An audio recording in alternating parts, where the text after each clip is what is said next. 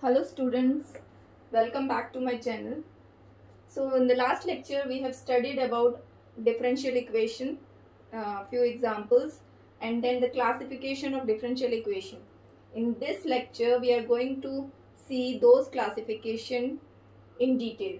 So first, if you watched my last video, आपको पता होगा कि हमने केस 1, केस 2, केस 3 में क्लासिफिकेशन किया था और डिफरेंशियल इक्वेशन का, राइट। तो यहाँ पर हमने केस 1 कंसीडर किया है। Under this we are going to study the ordinary differential equation. हमने लास्ट लेक्चर में इस टर्म को यूज किया था, ordinary differential equation and partial differential equation. We will also going to see some examples of these two differential equation, and then further we'll proceed and we'll going to see case 2 and case 3. All right. So now we are going to discuss about ordinary differential equation. A differential equation containing only one independent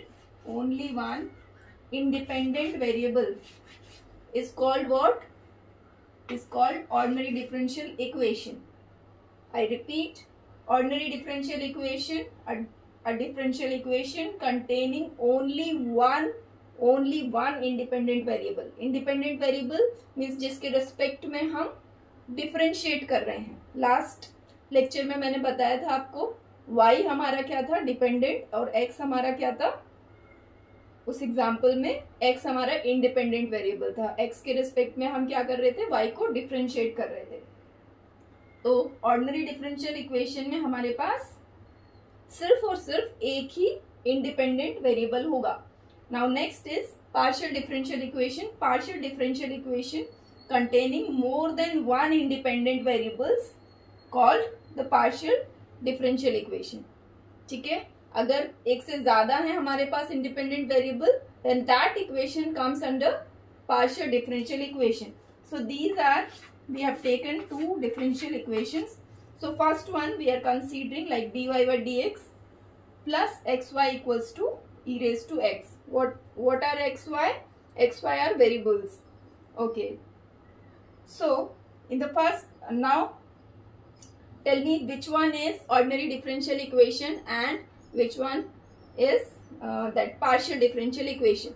So we can see that this equation has only one independent variable. So this equation is what?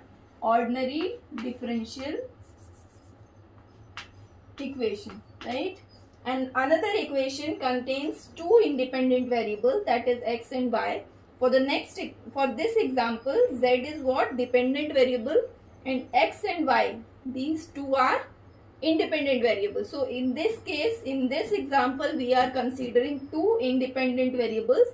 So that's why this equation is what? Partial differential equation, PDE. Okay.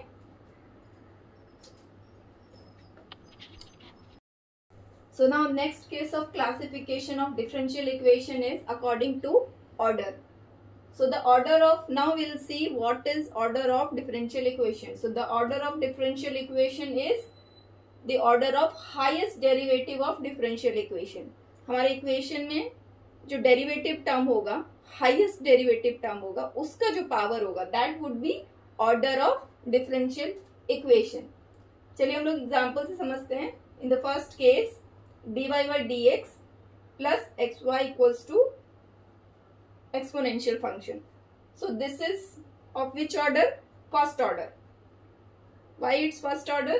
Because we are taking first order derivative, है ना। तो ये equation में हमारे पास क्या है, highest order जो है डिफरेंशियल इक्वेशन का, वो फर्स्ट ऑर्डर है। दैट्स व्हाई ये क्या हो गया हमारा, first order differential equation. Second equation में हम थर्ड ऑर्डर तक जा रहे हैं। जो ये पूरा इक्वेशन आप कंसीडर करेंगे, इस पूरे इक्वेशन में जो हाईएस्ट डेरिवेटिव है, ये हमारा 3 है, ये सेकेंड ऑर्डर है, ये थर्ड ऑर्डर है, ये फर्स्ट ऑर्डर है। तो ये तीनों टर्म में हम कंसीडर करेंगे जो हाईएस्ट जो हमारा डेरिवेटिव टर्म है वो ये है थर्ड ऑर्डर। तो हमारी फर्स्ट इक्वेशन में एक ही बार डिफरेंशिएशन हुआ है, एक ही डिफरेंशिएशन का टर्म है, तो हमारा ये क्या हो गया, फर्स्ट ऑर्डर डिफरेंशियल इक्वेशन हो गया। But in the next case, next example, हमारा यहाँ पे हमारा फर्स्ट टाइम डिफरेंशिएट हो रहा है, यहाँ पे सेकंड टाइम डिफरेंशिएट हो रहा है, और यहाँ पे थर्ड टाइम तक डिफरेंशिएट हो रहा है। तो हाईएस्ट डेरिवेटिव क्या हो गया इस इक्वेशन में? 3 हो गया। तो इस इक्वेशन का, ये जो डिफरेंशियल इक्वेशन है, इसका ऑर्डर हमारा क्या हो जाता है? 3 हो जाता है। So now next case for the classification of differential equation is according to the linearity of differential equation. So now we are going to see the definition of linear differential equation. So a differential equation, this is function form of differential equation. Like the differential equation contains x term and then y term, then first derivative, second derivative and nth derivative of y equals to 0 is said to be linear if these two conditions will be fulfilled. तो ये दोनों condition हो जाते हैं तो हम कहेंगे हमारा डिफरेंशियल इक्वेशन क्या हो गया? लीनियर हो गया। ओके, सो फर्स्ट कंडीशन क्या है? The power of dependent variable, the power of dependent variable and its derivative is 1। हमने एग्जांपल के थ्रू हम लोग समझेंगे पावर ऑफ डिपेंडेंट वेरिएबल, मतलब ये केस अगर हम कंसीडर करते हैं तो डिपेंडेंट वेरिएबल क्या है हमारा? y है, इंडिपेंडेंट वेरिएबल क्या है हमारा? x है। तो y का जो पावर है that should be 1 and its derivative मतलब dy बाई dx और y दोनों का ही पावर क्या होना चाहिए? 1 होना चाहिए।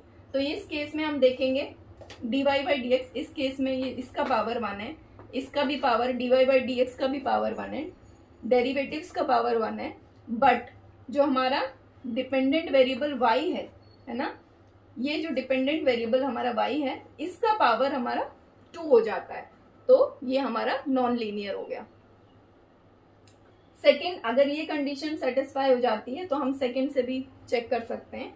सेकंड कंडीशन में क्या दिया हुआ है? There is no multiplication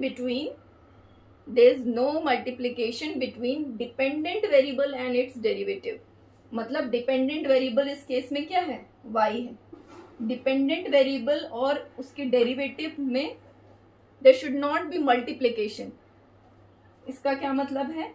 y, for example y into dy by dx, ये टर्म इस टाइप का टर्म नहीं होना चाहिए, या फिर d2y बाई dx स्क्वायर है ना, y into d2y by dx square, इस टाइप के टर्म्स नहीं होने चाहिए। Then you can say that the equation is, differential equation is linear. तो ये दोनों कंडीशंस को हम चेक कर लेते हैं।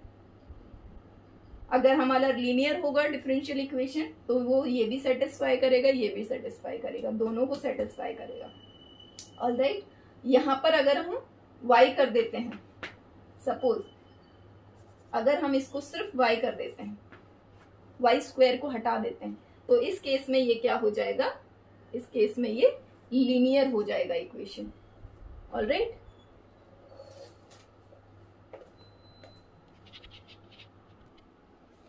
चलिए नेक्स्ट हम लोग देखते हैं general form of linear differential equation. अभी हमने लीनियर डिफरेंशियल इक्वेशन को स्टडी किया, अभी हम उसके जनरल फॉर्म की बात करते हैं। तो ये हमारा जनरल फॉर्म है डिफरेंशियल इक्वेशन का, लीनियर डिफरेंशियल इक्वेशन का जनरल फॉर्म है, दैट इज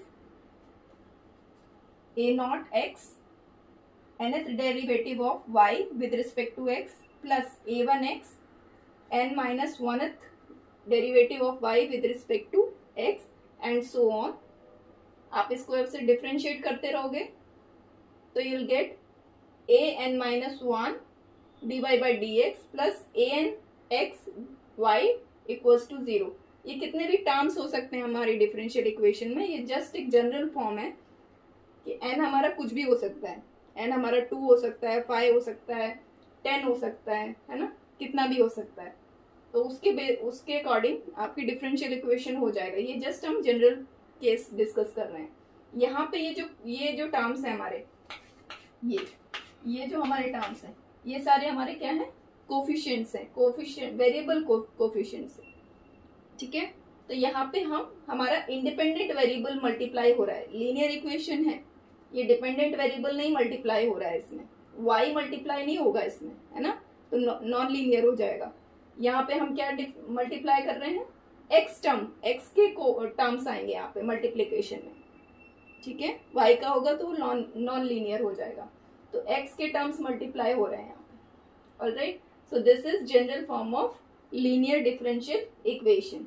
अभी हम नेक्स्ट इसके कुछ डिफरेंशियल इक्वेशन को कंसीडर करेंगे और सॉल्यूशन डिस्कस करते हैं उनका, ठीक है। So now solution of some of differential equation, उसमें हमने 4 केसेस कंसीडर किए हैं। First equation 4 differential equation consider किए हैं। फर्स्ट इक्वेशन हमने कंसीडर किया है x² + 1 = 0, है ना। तो इसमें अगर हम देखें तो इस सॉल्यूशन अगर हम इसका फाइंड आउट करते हैं तो इसके पास कोई भी रियल नंबर सॉल्यूशन नहीं होगा, ठीक है, doesn't have any solution on real numbers, because x² आप 1 को उधर शिफ्ट करोगे तो वो -1 हो जाएगा, देन आप रूट कंसीडर करोगे तो वो रूट ऑफ -1 में इमेजिनरी में चला जाएगा, मीन्स आपको रियल सॉल्यूशन नहीं मिलेगा फर्स्ट केस में। सो x² + 1 = 0 doesn't have any solution on R, ठीक है, हम कॉम्प्लेक्स नंबर्स की बात नहीं कर रहे हैं, हम R की बात कर रहे हैं कि R में सॉल्यूशन नहीं मिलेगा इसका। सेकेंड हम कंसीडर कर रहे हैं dy/dx² होल स्क्वायर + 1 = 0। अब इसकी बात करें हम तो this has no real valued solution. Same case हो जाता है, जब आप -1 को इधर लेके जाओगे और रूट कंसीडर करोगे तो वो इमेजिनरी में कंसीडर होगा, है ना, -√1 वो इमेजिनरी में चला जाता है i में। तो इसके पास भी हमारे पास इस इक्वेशन के पास भी रियल वैल्यूड सॉल्यूशन एग्जिस्ट नहीं करेगा। थर्ड केस में हमने क्या कंसीडर किया है, d2y/dx² whole square solution on real numbers, because x² आप 1 को उधर शिफ्ट करोगे तो वो -1 हो जाएगा, देन आप रूट कंसीडर करोगे तो वो रूट ऑफ -1 में इमेजिनरी में चला जाएगा, मीन्स आपको रियल सॉल्यूशन नहीं मिलेगा फर्स्ट केस में। सो x² + 1 = 0 doesn't have any solution on R, ठीक है, हम कॉम्प्लेक्स नंबर्स की बात नहीं कर रहे हैं, हम R की बात कर रहे हैं कि R में सॉल्यूशन नहीं मिलेगा इसका। सेकेंड हम कंसीडर कर रहे हैं dy/dx² होल स्क्वायर + 1 = 0। अब इसकी बात करें हम तो this has no real valued solution. Same case हो जाता है, जब आप -1 को इधर लेके जाओगे और रूट कंसीडर करोगे तो वो इमेजिनरी में कंसीडर होगा, है ना, -√1 वो इमेजिनरी में चला जाता है i में। तो इसके पास भी हमारे पास इस इक्वेशन के पास भी रियल वैल्यूड सॉल्यूशन एग्जिस्ट नहीं करेगा। थर्ड केस में हमने क्या कंसीडर किया है, dy/dx² whole square dy/dx whole square -4 = 0। तो इस केस में हम देख सकते हैं कि इसके पास 2 रियल वैल्यूड सॉल्यूशन मिल रहे हैं हमको, dy/dx whole square = 4 and then आप रूट लोगे तो y की वैल्यू जब आप कंसीडर करोगे तो वो ±2x आ जाएगी, है ना, ये ±2x आ जाएगी आपके पास y की वैल्यू। नेक्स्ट केस में हम dy/dx = 0 ले रहे हैं, तो इस केस में हमारी इक्वेशन के पास इनफाइनेटली मेनी सॉल्यूशन एग्जिस्ट करेंगे, ठीक है, क्योंकि जब dy/dx = 0 इसको आप इंटीग्रेट करोगे y फाइंड आउट करने के लिए तो वो आपका क्या हो जाएगा, y = c हो जाएगा, yx = c हो गया हमारा। c हो गया, c मतलब एक कांस्टेंट हो गया, और कांस्टेंट कोई भी कांस्टेंट हो सकता है, तो c belongs to real number r, तो वो कोई भी नंबर आप ले सकते हो, तो इसके वजह से वो क्या हो गया, इनफाइनेटली मैनी सॉल्यूशन हो गए हमारे इस केस में। तो आज हमने ये सब डिस्कस किया, आई होप आपको समझ में आया होगा। Thank you so much for watching. अगर आपको कुछ डाउट है तो आप कमेंट में पूछ सकते हैं। Thank you.